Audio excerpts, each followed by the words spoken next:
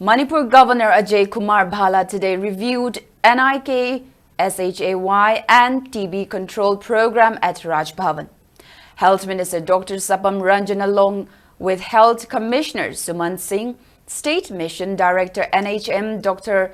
Mairembam Dinesh, State Tuberculosis Officer Dr. Hemlata Tokchom informed the Governor about the initiatives taken up by government in tackling tuberculosis.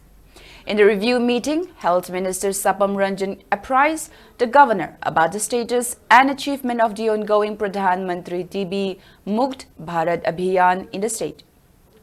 Highlighting the importance about 100-day campaign to end TB, Minister Sapam Ranjan said the campaign has been undergoing in full swing with involvement of many stakeholders.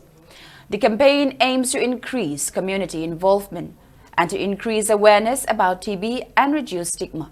The Governor was also informed that additional support to TB patients such as nutritional support, vocational support and access to diagnostic and treatment services are being provided under the 100-day campaign.